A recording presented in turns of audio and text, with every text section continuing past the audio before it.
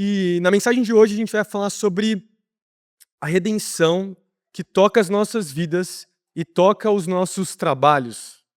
Amém? Quem aí trabalha? Quem aí está não, desempregado?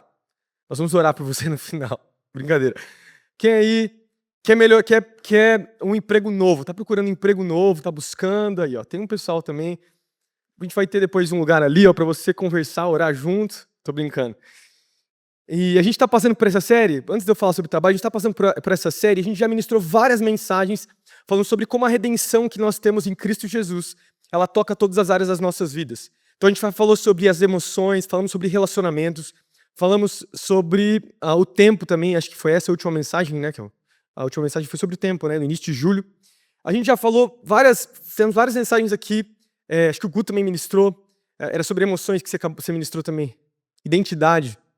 Na verdade, emoções, a gente falou, vai ser a próxima mensagem que nós vamos fazer.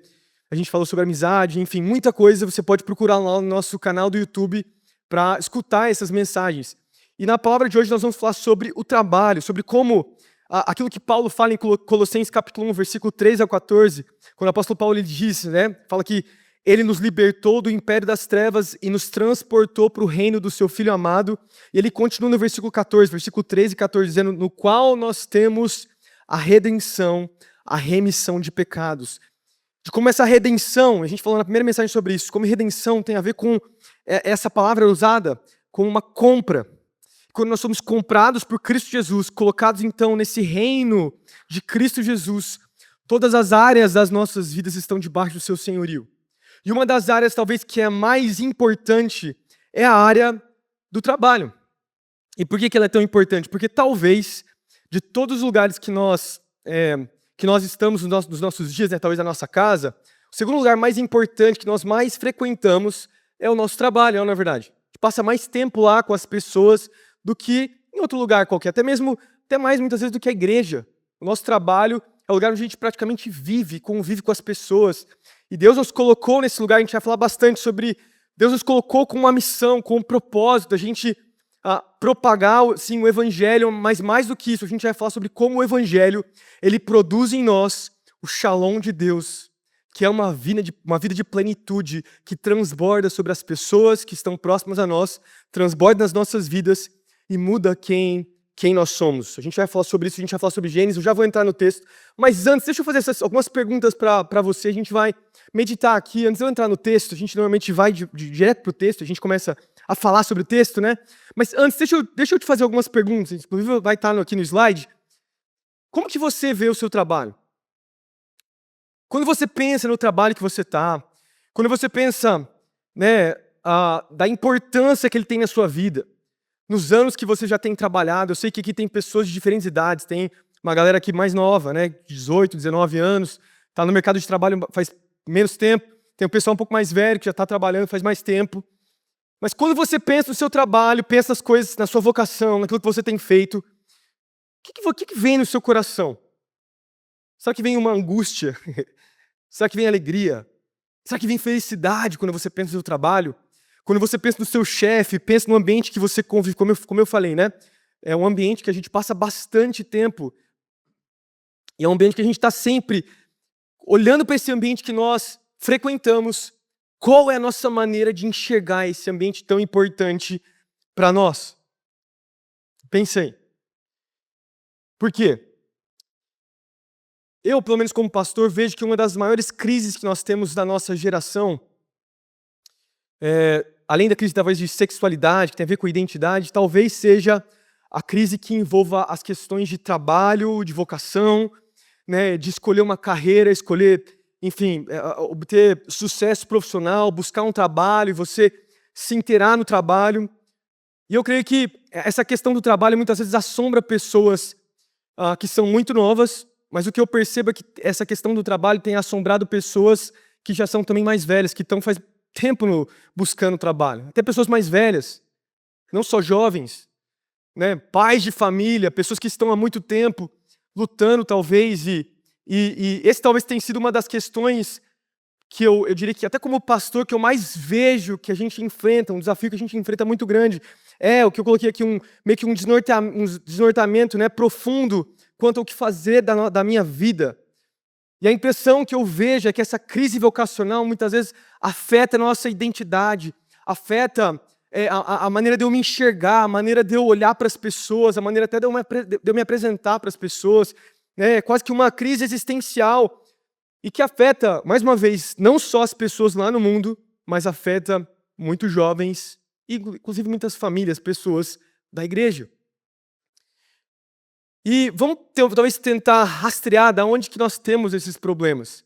Até lendo um pouco a respeito do trabalho, né? Eu leio alguns livros para poder preparar essa mensagem. Estava lendo um livro que falava sobre trabalho, um autor cristão, ele dizia assim que talvez essas crises que nós temos hoje na igreja, mais uma vez, não só falando de juventude, de jovens ou adolescentes, mas de pais de família, tem muito a ver, porque antigamente era muito normal, isso pouco tempo atrás, tá? Desde os tempos bíblicos e até mesmo há pouco tempo atrás, era muito normal o filho seguir o trabalho do pai. Então ele estava na família, ele seguia a mesma lógica do trabalho do pai e ele continuava trabalhando nesse mesmo lugar. Por quê? Porque não tinha, talvez, mídias, não tinha essa coisa de filmes nem nada, então era muito natural a pessoa ficar estacionada na sua classe social. O próprio Jesus, quando a gente olha nos evangelhos, ele era um carpinteiro, né?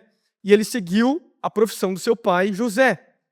E isso era natural. Os discípulos lá que eram pescadores, enfim, a maioria das pessoas, eu sei que existem exceções, mas a maioria das pessoas seguiam, né, pensando na família, na estrutura da família, de continuar, enfim, no emprego do pai e coisas do tipo. E talvez, aí o autor falava, né, por causa da Revolução Industrial que aconteceu há pouco tempo atrás, algumas centenas de anos atrás, tudo isso mudou.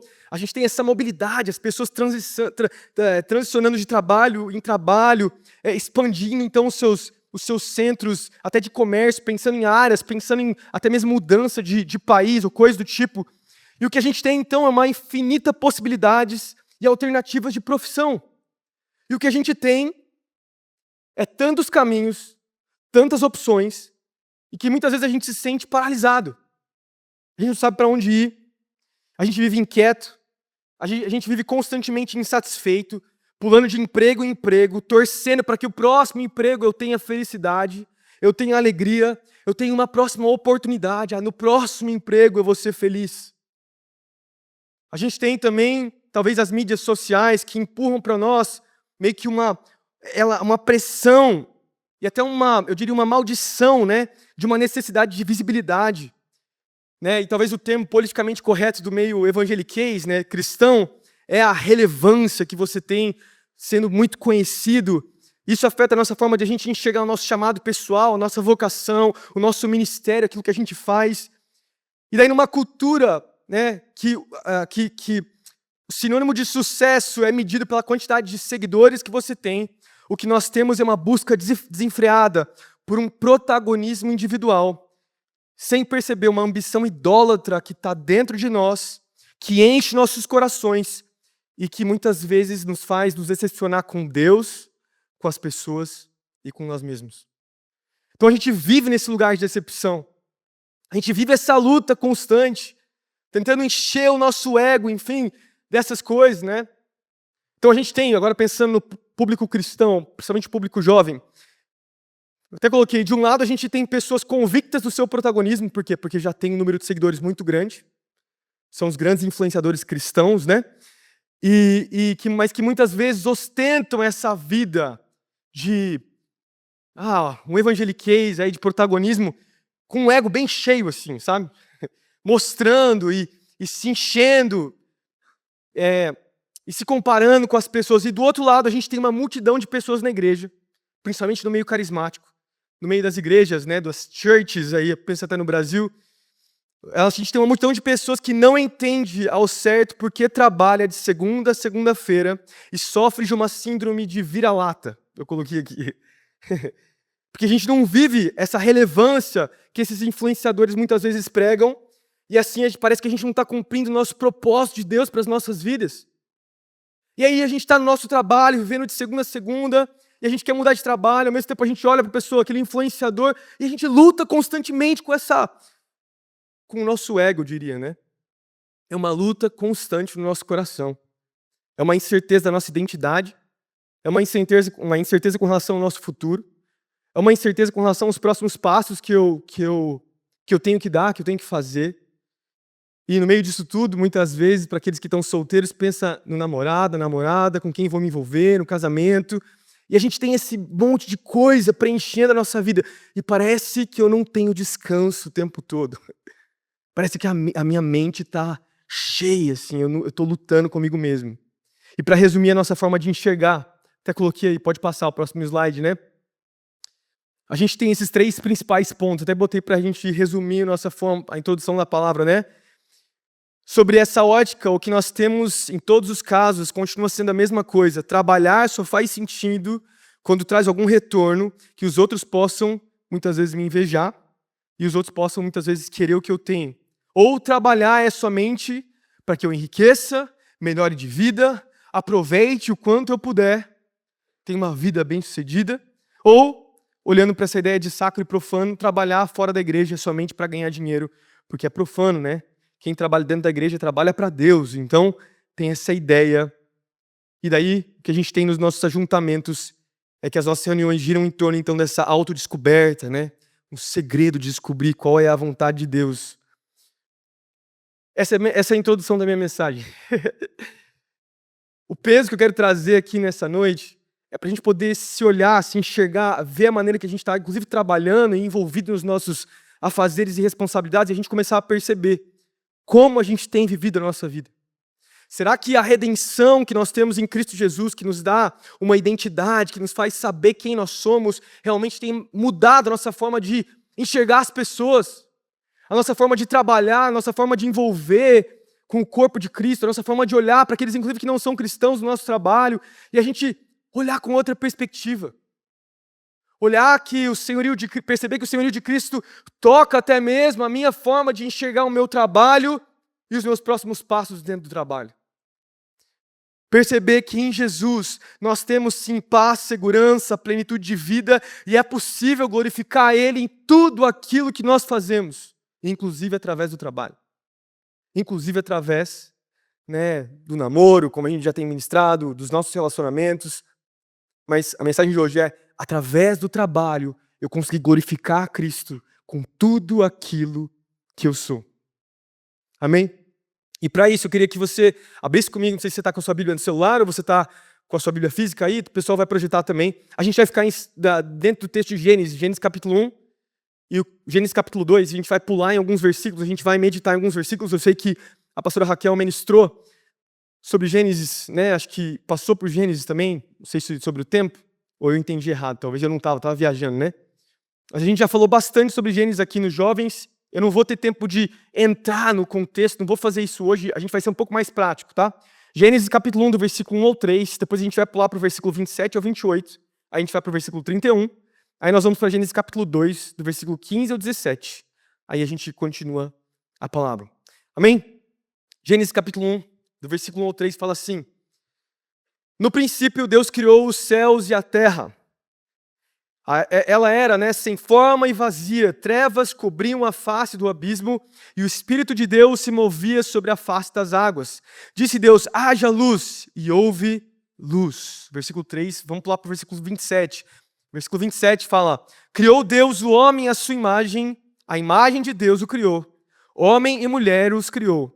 Deus os abençoou e lhes disse: sejam férteis e multipliquem-se, encham e subjuguem a terra, dominem sobre os peixes do mar, sobre as aves do céu e sobre todos os animais que se movem pela terra. E Deus viu que tudo o que havia feito tinha ficado muito bom. Passaram-se tarde e amanhã, esse foi o sexto dia. Foi o versículo 31, pular para o capítulo 2, versículo 15. O Senhor Deus colocou o homem no jardim do Éden para cuidar dele e cultivá-lo. E o Senhor Deus ordenou ao homem: coma livremente de qualquer árvore do jardim, mas não coma da árvore do conhecimento do bem e do mal, porque no dia em que dela comer, certamente você morrerá. Amém. Feche seus olhos, vamos fazer mais uma oração. Amém. Senhor Jesus, essa é a tua palavra. Nós cremos que ela nunca volta vazia. Nós cremos que quando nós olhamos para as Escrituras, nós somos completamente transformados por Ti. E a nossa oração nessa noite é que a Tua verdade possa brilhar sobre nós, nessa perspectiva de trabalho que nós vamos ministrar nessa noite. que possamos meditar, pensar, refletir naquilo que nós temos vivido, a maneira que a gente tem encarado, né, os nossos trabalhos, as nossas vocações de maneira coletiva. Leva-nos a um entendimento profundo e bíblico do chamado que o Senhor tem para cada um de nós, em nome de Jesus. Amém. Amém.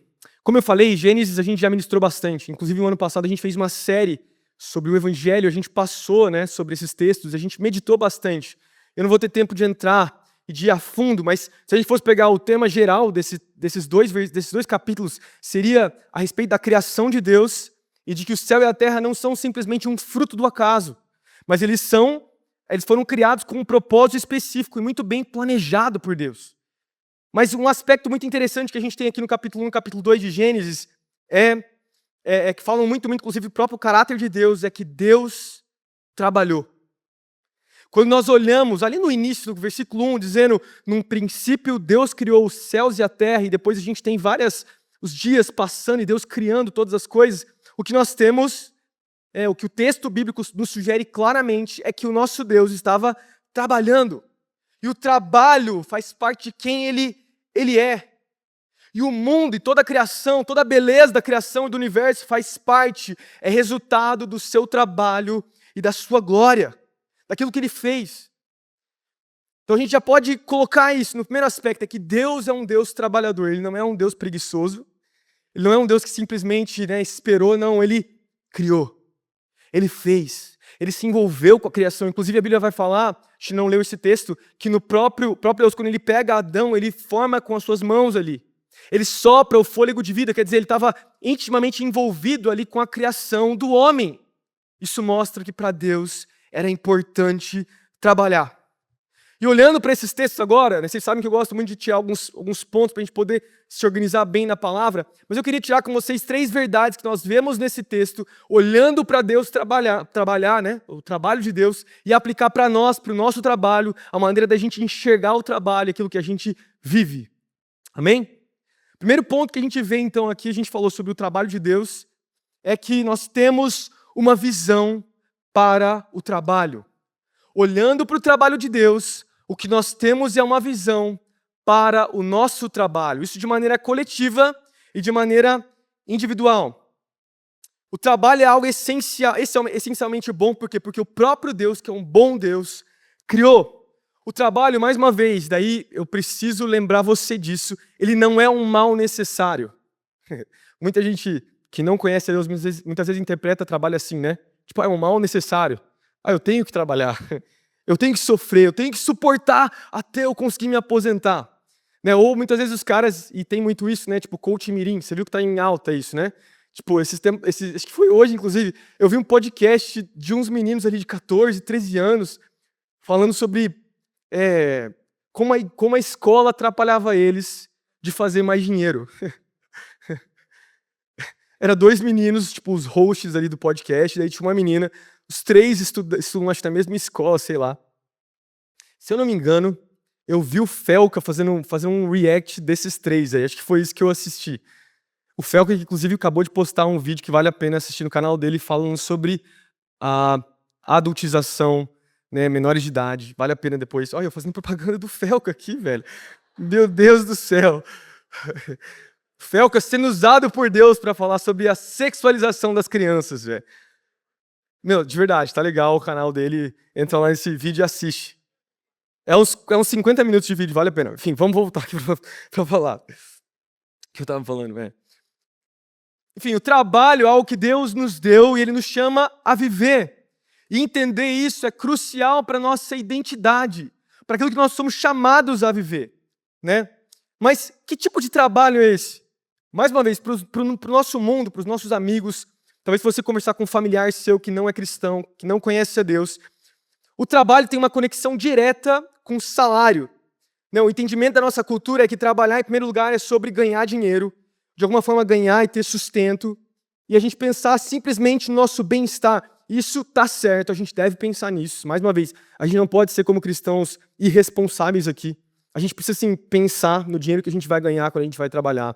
A gente precisa pensar no nosso bem-estar, na nossa futura família, né, em sustentar, quando você pensa nos seus filhos, se planejar, viver tudo isso são coisas importantíssimas para nós. Mas A Bíblia ensina que o trabalho é mais do que somente isso. O trabalho é mais do que salário. O trabalho é mais do que ganhar dinheiro. O trabalho é mais do que você conseguir o seu primeiro milhão antes dos 25. Trabalho é mais do que simplesmente uma carreira profissional onde você prepara, assim, sabe? Tipo, todos os anos da minha vida eu vou conseguir isso e tal, tal, tal. Trabalho tem a ver, e a gente vai falar isso, sobre glorificar a Deus com tudo aquilo que nós fomos viver. A gente vai falar sobre isso. Como que o Evangelho nos dá uma nova visão? Esse é o primeiro ponto. Como que o Evangelho nos dá uma nova visão? O Evangelho nos dá uma nova visão coletivamente e individualmente. Vamos voltar para o texto ali de Gênesis capítulo 1, capítulo 2. Nosso trabalho na terra é, na verdade, uma continuação do trabalho de Deus. A Bíblia diz que a terra era sem forma e vazia. Lembram disso? E o Espírito de Deus pairava sobre a face das águas. E o Espírito de Deus, o que ele fazia? Ele trazia ordem ao caos. Enquanto a bagunça estava acontecendo, e a gente não sabe o que acontecia nesses dias, a Bíblia diz que o Espírito de Deus pairava e cada palavra que saía da boca de Deus, as coisas se organizavam. Então, a terra era dividida, né, o firmamento era dividido, os lagos, os rios, os animais sendo criados. Cada momento que Deus declarava, a organização vinha. E daí, quando Deus chama Adão e Eva, eles os estabelece como, a Bíblia diz que eles eram jardineiros. Eles cultivavam, porque primeiro, antes da Arca de Noé, não existia comer animais. Adão e Eva não comiam bichos, isso vai acontecer depois de Noé. Antes disso, o que a gente percebe pelos comentaristas bíblicos, né, o entendimento, inclusive teológico, é que os seres humanos só comiam, né, frutas, verduras, enfim, frutos que era, inclusive, que Deus manda que Adão e Eva comessem. Eles eram, então, jardineiros. O que é um jardineiro? Se a gente for pensar uma pessoa que planta. A jardinagem consiste no trabalho de você pegar um material básico, você pegar, então, as sementes, você colocar, plantar, reorganizar através, né, do plantio e nascer, então, coisas novas dessa plantação. Através da plantação, da jardinagem, o que você tem? Você tem flores nascendo, árvores crescendo, frutos sendo colhidos, comida vindo, tudo através do crescimento e do envolvimento dos seres humanos ali, envolvidos com a criação. E pensa comigo, o trabalho, o arquétipo, se é que eu posso dizer, inicial do primeiro trabalho, ele se reflete em todos os trabalhos que existem, inclusive, na face da terra. A essência do trabalho para Deus é reorganizar materiais errados, muitas vezes, e trazer à vida novos produtos para o florescimento e o desenvolvimento humano. Por isso que a jardinagem é o trabalho arquétipo, se é que eu posso dizer. O que é plantio? O que é arquitetura? O que é medicina? O que é tecnologia? O que é construção? É pegar coisas materiais, tijolos, ou mesmo pegar um corpo que está doente, e através, então, do trabalho, reorganizar para trazer crescimento, saúde, comida, moradia. Tudo isso através do trabalho. Um outro exemplo é a música. O que é a música? Trabalho de compor uma canção.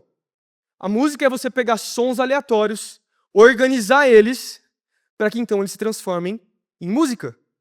É para o florescimento, né? Se você pensar, é algo essencial para a raça humana.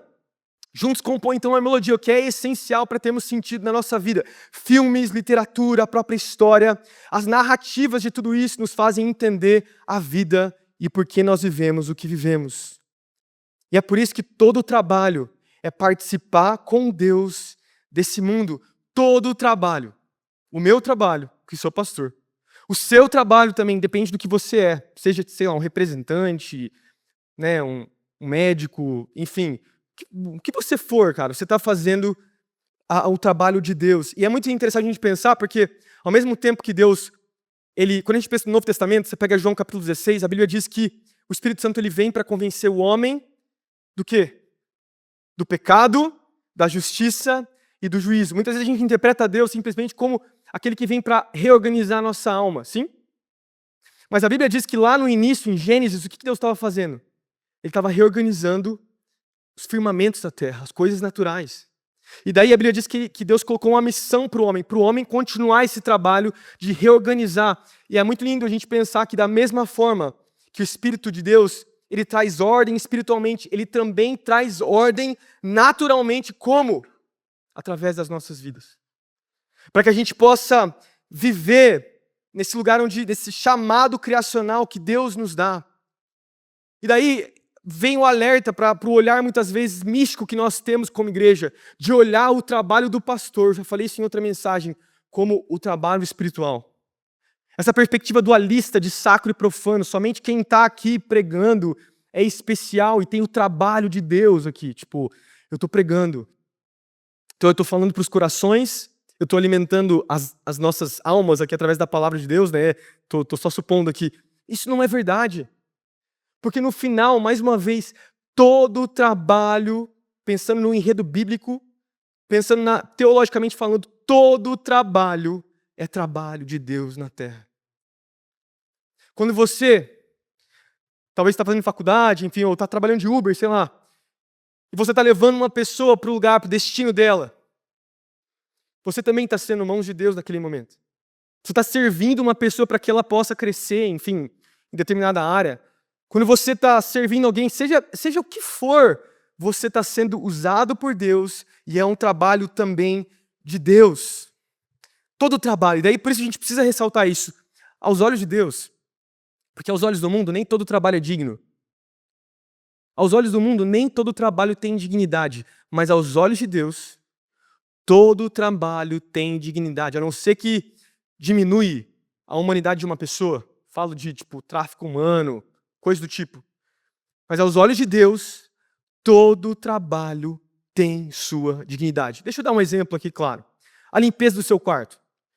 Limpeza do apartamento aí. Para alguns aqui, você tem a oportunidade de pagar alguém para ir lá limpar a sua casa. Alguém vai lá, limpa e cuida. E é algo essencial, não é verdade?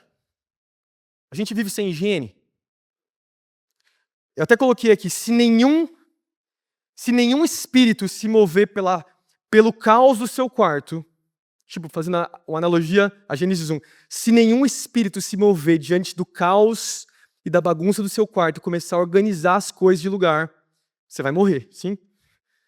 Vai gerar... A gente vive, inclusive, pensando até assim, meio que uma entropia. Por quê? Porque a higiene é necessária para a gente florescer, para a gente ter vida, para a gente crescer, se desenvolver. Nesse aspecto, mais uma vez, todos os trabalhos, desde uma pessoa que, sei lá, é um advogado, ou mesmo alguém que está trabalhando no lixão de Londrina, cuidando do lixo da nossa cidade, todos os trabalhos têm dignidade aos olhos de Deus. Isso é muito lindo. Porque, mais uma vez, pensando com o olhar do mundo, nem sempre, eu sei que muitas pessoas veem de maneira digna, né, todos os trabalhos, mas nem sempre é visto assim. Agora, nós que somos cristãos, precisamos entender que todos os trabalhos, aos olhos de Deus, têm dignidade. Então, tem um aspecto. Primeiro, falei de maneira coletiva, mas a gente percebe também Deus, o Evangelho, nos dando uma perspectiva para a gente pensar que o trabalho também, primeiro, todos os trabalhos são dignos, então, de maneira coletiva, mas ele também é importante a gente pensar de maneira individual. Lá em Gênesis, no capítulo 1, versículo 26 ao 28, a gente pulou esses versículos. Não, na verdade a gente falou. É aquele texto que diz que nós somos a imagem de Deus. E a gente também já explicou esse texto aqui. Ser a imagem de Deus nada menos significa do que a gente refletir a glória de Deus para a sociedade, para as pessoas, a gente ser agentes de Deus na sociedade, a gente mudar as coisas sendo agentes de Deus. Então a Bíblia nos fala claramente que nós somos chamados a refletir não a nossa glória, mas a glória de quem? De Deus. Agora, na Bíblia nós vemos claramente a diferença de trabalhos sendo feitos para a glória humana e trabalhos sendo feitos para a glória de Deus. Eu vou pular esse texto aqui porque tem muita coisa para a gente conversar aqui, mas Gênesis capítulo 11, versículo 1 ao 4, conta a história da Torre de Babel. Quem lembra da Torre de Babel? A cerne desse texto é o homem criando uma torre bem alta, e a Bíblia diz, que ainda não tinham diferentes línguas na humanidade, e eles se juntam então para criar uma grande torre para honrar e glorificar o próprio nome. Eu não vou ler todos os versículos aqui, até o versículo 11, que é a história, mas no versículo, vou pular aqui no versículo, vou ler desde o versículo 1, fala assim: no mundo todo havia apenas uma língua, um só modo de falar. Saindo os homens do Oriente, encontraram uma planície em Sinear, e ali se fixaram. Disseram uns aos outros: vamos fazer tijolos e queimá-los bem. Usavam então os tijolos em lugar de pedras e piche em vez de argamassa. Depois disseram, vamos construir uma grande então cidade, com uma torre que alcance os céus. Assim, olha o que eles falam, no último versículo, no versículo 4. Assim, o nosso nome será famoso e não seremos espalhados pela face da terra. Todos eles estavam trabalhando, e eles estavam inclusive avançando em tecnologia, em trabalho, enfim. Mas a Bíblia diz que eles estavam trabalhando para honrar quem? Os seus próprios nomes. Para que o nosso nome seja famoso. Para que a glória venha para o meu nome. E o resultado disso é que Deus vem com julgamento, e a consequência é uma grande divisão. Muitas línguas vindo, inclusive lá na Torre de Babel, tem todo o contexto. Mas pensa nisso, existe uma forma de viver o trabalho para levantar o seu próprio nome. Para honrar e glorificar você mesmo e trazer fama para você mesmo. O que a Bíblia nos ensina é que claramente o homem pode trabalhar para trazer simplesmente honra e fama para ele. E daí pensa, existem tantas formas de a gente ganhar dinheiro, gente. Eu vejo aqui diferentes pessoas, diferentes lugares, trabalhando desde o TI, enfim, diferentes coisas aqui. A pergunta que fica para nós, para a gente passar para o próximo ponto, será que a gente tem trabalhado para honrar e glorificar o nome de Deus? Para olhar para as pessoas e pensar, está ali um trabalho digno, que tem dignidade? Ou será que aos nossos olhos a gente tem sido influenciado pelo pensamento do mundo e nem todos os trabalhos são dignos? E não só isso, o que a gente falou aqui, a gente não tem refletido a glória de Deus para as pessoas. A gente não tem sido um espelho de Jesus para as pessoas, ao ponto de buscar sempre honra e glória para os nossos nomes. Pensa no seu trabalho. Quando você faz as coisas, quando você, enfim, vai para o trabalho e você está lá servindo, quem está sendo honrado e quem está sendo glorificado? Isso precisa, pelo menos, nos questionar, porque a Bíblia está nos ensinando claramente que se Cristo tocou os nossos corações, Ele veio para redimir, mais uma vez, todas as áreas das nossas vidas. E Ele transforma, inclusive, a nossa forma de enxergar o nosso trabalho. Em meio a uma cultura que, mais uma vez, entroniza muito fazer dinheiro por fazer dinheiro. Ambição por ambição. Construir o nosso próprio império, construir o nosso próprio trabalho, o nosso próprio nome. Daí a gente usa a desculpa, para eu ter uma família.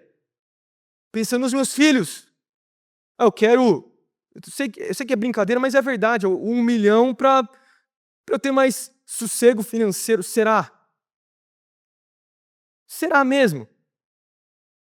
Eu falo isso porque eu já vi jovens da igreja saindo por causa de trabalho. Saindo da igreja, parando de viver o contexto do corpo, exatamente porque o trabalho se tornou um empecilho nas suas vidas, de conseguir compreender a importância do corpo, da igreja, dos irmãos, das células. O que tem sido o trabalho para você? Você tem feito o trabalho o motivo da sua vida maior, é o que traz sentido, o que traz identidade, o que forma você ou não? Você tem conseguido honrar e glorificar a Deus através do trabalho. Por quê? Porque é possível ser uma expressão de Deus nos nossos trabalhos.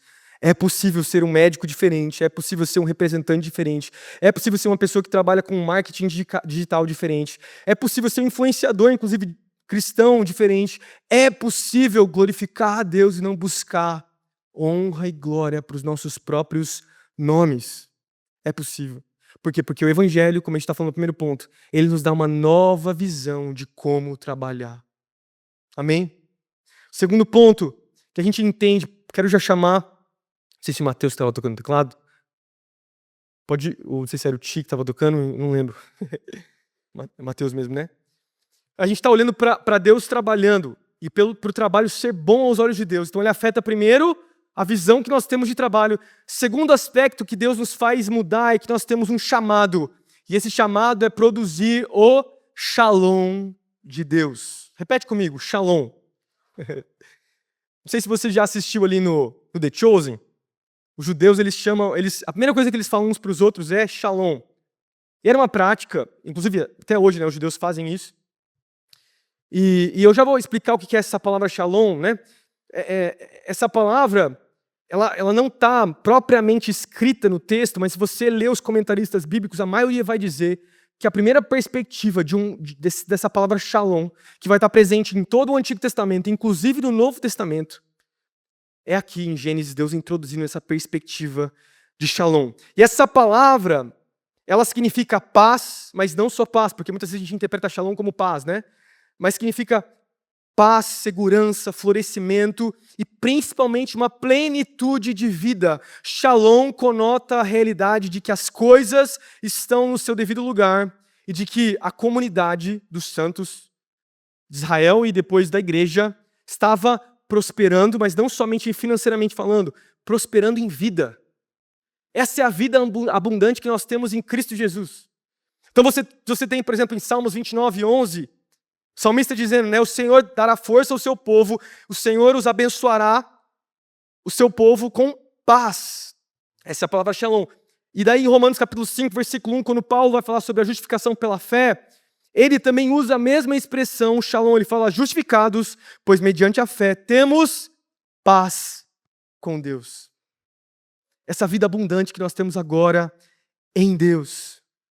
E esse shalom de Deus, ele é expressado aqui em Gênesis, no capítulo 1, versículo 28, que a gente já leu.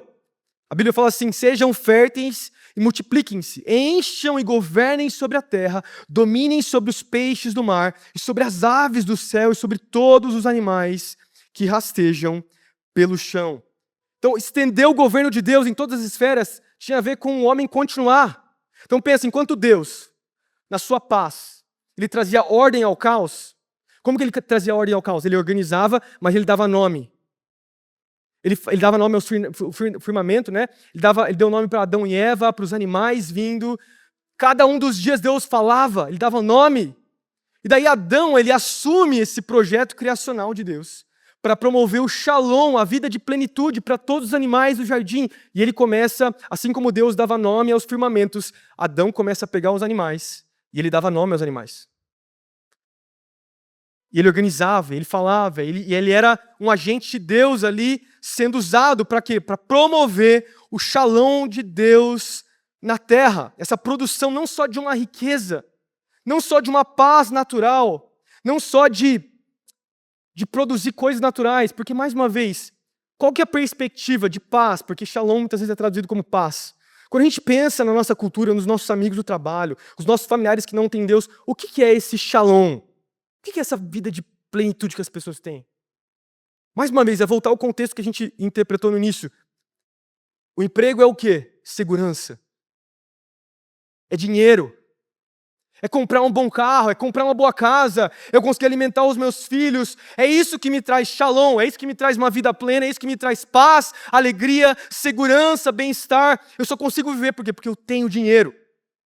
Porque eu tenho segurança. Porque eu consigo fazer o que eu quiser, eu tenho liberdade financeira. Eu viajo quando eu quero. E eu volto quando eu quero. Isso não é shalom. Shalom não é meramente uma produção de riquezas. Essa tranquilidade financeira. Shalom tem a ver com a vida de plenitude que nós somos cheios quando temos Cristo Jesus reinando sobre os nossos corações.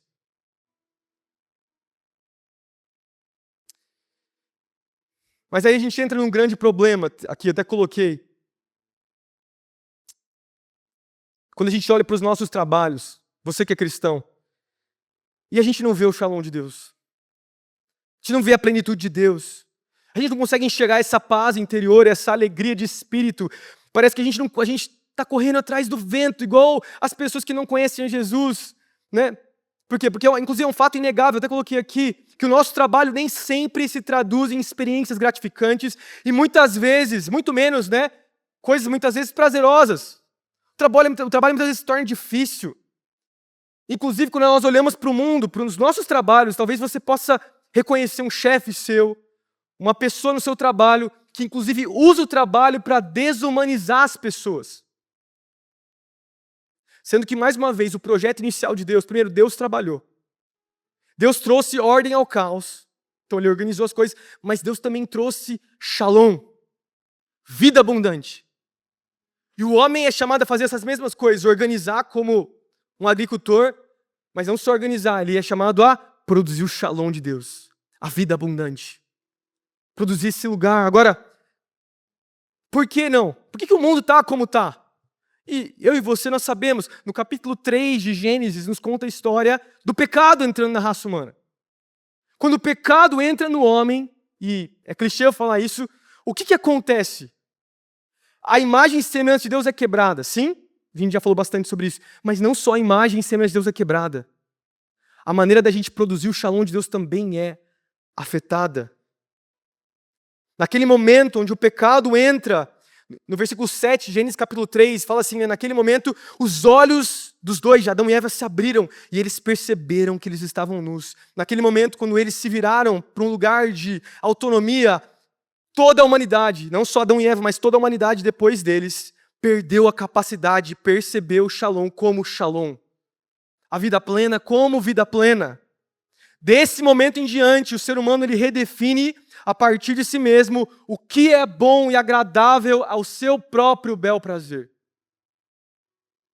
Então, se o ser humano ele é chamado a produzir o shalom, mas ele não sabe mais o que é shalom, por quê? Porque ele se desconectou de Deus, ele vai olhar e vai produzir o shalom de uma forma dele, pensando nele, humanamente falando. E o problema é que sem a comunhão com Deus, é que a nossa própria definição do que é bom, agradável, belo, a humanidade fica refém da sua carência e da sua também identidade perdida. Agora a humanidade sem Deus busca suprir sua carência que eles mesmos inventaram. Por causa do pecado, o primeiro fruto do trabalho da humanidade separada de Deus não é mais shalom, mas uma espécie de autoafirmação narcisista. Sou eu.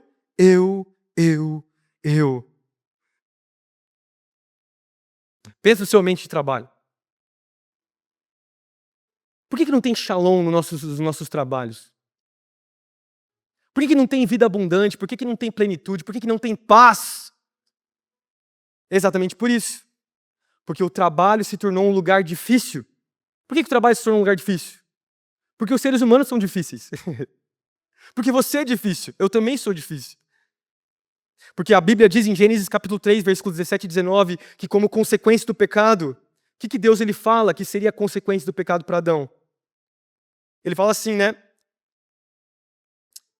E ao homem declarou, visto que você deu ouvidos à sua mulher e comeu do fruto da árvore da qual eu lhe ordenara para que não comesse, maldita é a terra por sua causa.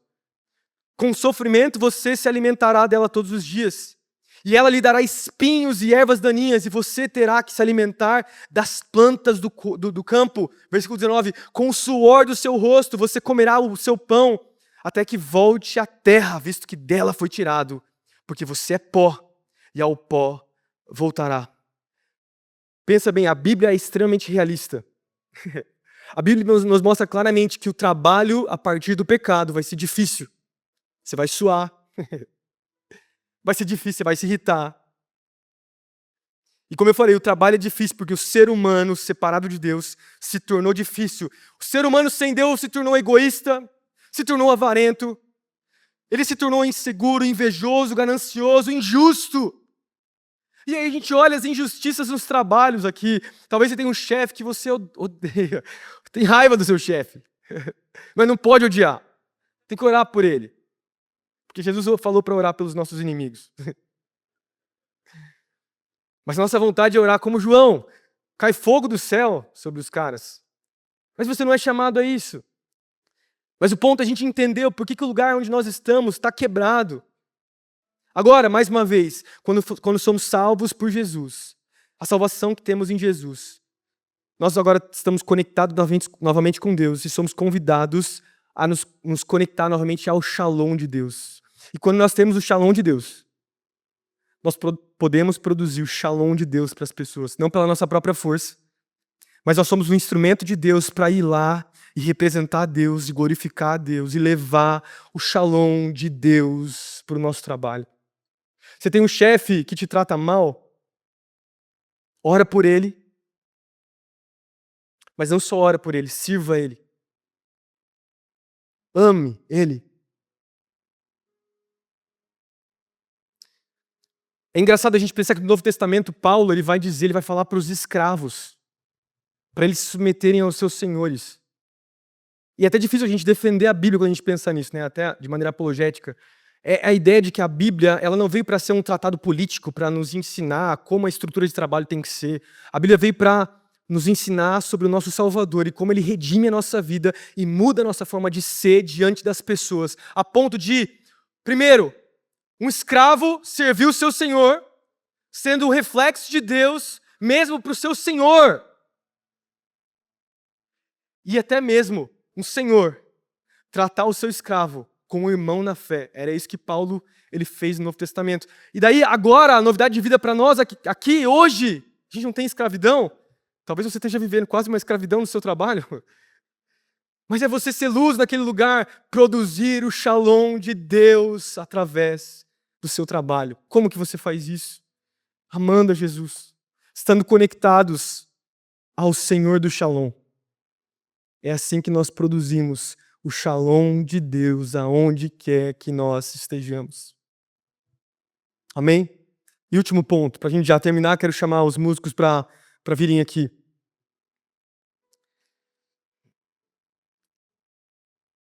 Último ponto é que olhar para o trabalho de Deus ali no Éden e a maneira que ele se reflete a nós é entender que nós temos poder para viver o trabalho.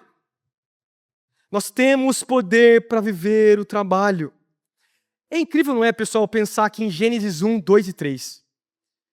Você sabe, né, que Apocalipse, quando fala sobre a Nova Jerusalém, o paraíso, você sabe que ele é um reflexo de Gênesis, né? Todo mundo aqui sabe, a gente já falou sobre isso. Não é incrível a gente pensar que no paraíso tinha trabalho? Já pensou nisso? Que no paraíso, o lugar perfeito, sem pecado, Deus ele coloca no meio do paraíso trabalho. Talvez a maioria de nós reclamaria por isso. Tipo, trabalhar, Deus? Até no paraíso eu tenho que trabalhar? É uma realidade. É uma realidade mesmo. Está no paraíso. E, inclusive, na Nova Jerusalém, em muitas interpretações, é de que vai ter trabalho, sim. A nossa é assim, dessa forma também. Já preguei sobre isso aqui também. Mas pensa, a gente reclama sobre trabalho, mas até você ficar sem emprego durante alguns meses, ficar desempregado, talvez algumas pessoas estejam sem trabalho aqui, a gente começa a perceber que todos nós somos criados para trabalhar, não é verdade? Tipo, se a gente ficar algumas semanas doente, sem ir para o trabalho, ou por qualquer razão a gente parar de trabalhar por longos períodos, a gente começa a perceber que falta algo para nós. Por quê? Porque o trabalho talvez é uma das únicas coisas que Deus nos deu que a gente pode ter em grandes doses. Podem sim nos escravizar, a gente já vai falar sobre isso, mas nós somos feitos para trabalhar e glorificar a Jesus. Nós somos feitos para isso. Agora, mais uma vez, pensa em tudo que eu falei e já ministrei nessa noite. Por que a gente está cansado? Por que talvez, olhando para o nosso trabalho, olhando para os nossos dias, pensando na nossa segunda-feira, hoje é sábado, né? Você tem domingo ali da manhã, você talvez vai vir no culto de manhã aqui, daí vai ter a tarde, a noite livre, ou você vai dormir até mais tarde amanhã. Então a gente está no meio do final de semana, a gente está num dia de descanso. Mas por que parece que vai vindo uma angústia no coração quando você pensa segunda-feira, às vezes? Eu não sei se você tem isso. Você pensa no trabalho, assim. Aí você fica meio desanimado até chegar na quarta. Daí chega na quinta, você fala, ui, já tá chegando. E eu não te culpo, tá? Porque eu sou um pouco assim também. Acho que todo mundo é. Todo mundo é um pouco assim, mas o que nos falta? Será que nos falta alguma coisa? Gênesis capítulo 2, versículo 2 e 3. A gente leu esse texto. Fala assim, no sétimo dia Deus havia concluído a obra que ele realizara. E nesse dia ele descansou. E ele abençoou, né, o sétimo dia e santificou, porque nele descansou de toda a obra que ele realizara para a criação. Aqui a gente tem o segredo do poder para a gente poder trabalhar da maneira correta. E não é final de semana e férias, tá? É também. Porque assim como Deus coloca claramente um descanso no Antigo Testamento, a gente não é movido a trabalho, a gente não pode trabalhar sem parar, a gente não pode ser tipo um workaholic, que tem muito na nossa geração, não é verdade? Os caras que trabalham, levam trabalho para casa e não param de trabalhar, e na hora que você vê, passou a semana, eu já vivi isso, tá? Inclusive no ministério. Teve uma época no meu casamento que estava só com o Gessé, que a gente estava inclusive começando o Interns, que eu me arrependi. Assim, nós conversando, a gente chegou à conclusão de que a gente se arrependeu de alguns anos, a maneira que a gente levou nessa casa, de estar aqui, tipo, segunda de manhã, de tarde de noite, terça de manhã, de tarde de noite, quarta de manhã, de tarde de noite, quinta de manhã. E assim, o Gessé, que era um menorzinho que estava com a gente, primeiro filho, ia em tudo, assim, ó. E a gente dava aula, e a gente se envolvia, e aconselhamento, e fazia tudo. E daí, final de semana, tinha culto, porque a gente era pastor adolescente, tinha culto todo sábado, e daí domingo, 2 cultos, e daí voltava segunda-feira, e daí terça-feira, e daí quarta-feira. De repente, passou a semana. E a gente precisa pensar assim, que nós não somos de aço, a gente precisa de descanso. A gente precisa descansar, a gente precisa ter tempo em família, a gente precisa pensar, inclusive, no corpo de uma outra forma. A gente precisa pensar nos nossos filhos. A gente precisa viver nesse lugar. Mas, é muito claro a gente perceber que em outras palavras, o que Deus estava falando é que mais do que simplesmente um descanso, o descanso seria Ele mesmo. O descanso seria Ele mesmo. Por quê? Porque em Hebreus capítulo 4, eu não vou ler o capítulo todo aqui, porque o capítulo todo de Hebreus vai falar sobre Cristo ser o nosso descanso. O livro de Hebreus vai falar claramente, não só sobre a superioridade de Cristo com relação aos profetas e anjos, mas ele vai falar sobre a importância da cruz. E ele vai fazer referência a todo o Antigo Testamento, mas uma das coisas que ele vai dizer é que na cruz nós temos o trabalho perfeito acontecendo. O único trabalho que era verdadeiramente importante, ou o mais importante, que foi a sua morte e morte de cruz, para que eu e você pudéssemos descansar. Meus amigos, mais do que simplesmente um descanso de final de semana, de férias, enfim, aquelas férias aguardadas que a gente tem, né, tipo de 30 dias, que a galera tira direto, enfim, eu nunca tive o privilégio de fazer isso aqui na igreja. Mais do que o descanso natural que você pode ter de chegar na sua casa, tirar o tênis, ligar uma TV, ligar um videogame para distrair, acalmar, parece que agora eu acalmei. É você poder olhar para Cristo e perceber que nele existe um descanso para a sua alma. Sabe que nós, como cristãos, nós não somos chamados simplesmente a crer em Cristo e na sua obra. Nós somos chamados a descansar na obra de Cristo Jesus da cruz, lá na cruz do Calvário. E descansar nele é entender que o seu significado, que a sua identidade, o seu valor não está nas coisas que você faz. Não está nas coisas materiais, não está na sua carreira profissional, não está nos seus projetos naturais de futuro. Está em uma pessoa. Está em Cristo Jesus. É entender que se você morrer amanhã, de todos os sonhos que você poderia ter, a coisa mais importante já aconteceu. Qual foi ela?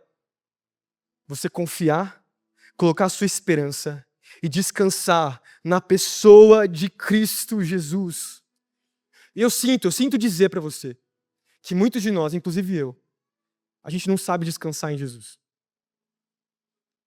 Na nossa alma, lá dentro, é como se uma angústia nos preenchesse.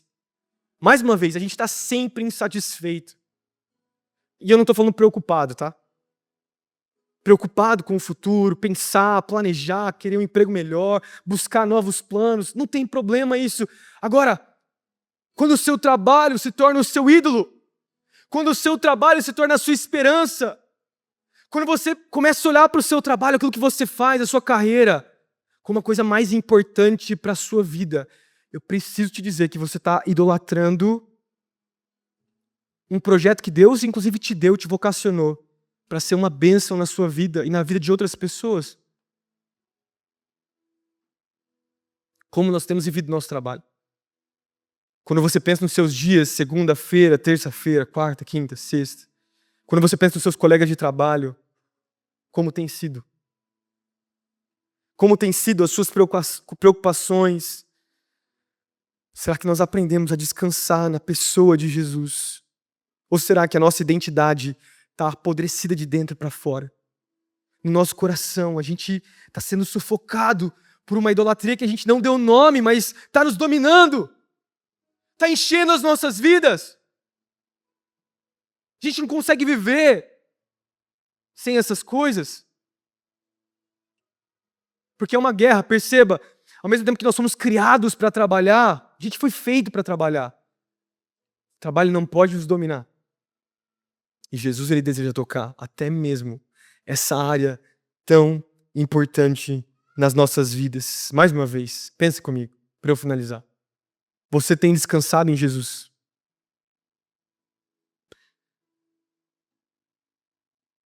Você tem descansado em Jesus? Porque o Evangelho de Cristo Jesus, no Evangelho nós entendemos que Jesus é o nosso último sábado, que nele existe um descanso espiritual que somente Jesus pode nos dar. É um descanso para a nossa alma que vai afetar tanto a nossa forma de enxergar Deus, quanto a nossa forma de viver. Nós vamos ter paz quando não tivermos emprego. Nós vamos ter segurança e um futuro nele quando tivermos um emprego ruim. E nós vamos também ter satisfação quando estivermos em tempo de abundância, porque Jesus vai ser nosso bem mais precioso. Feche seus olhos nesse momento.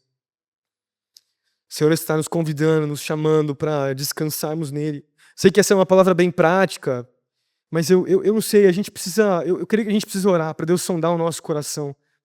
Todos nós somos afetados por essa perspectiva de que o trabalho tem um propósito, deve ser diferente.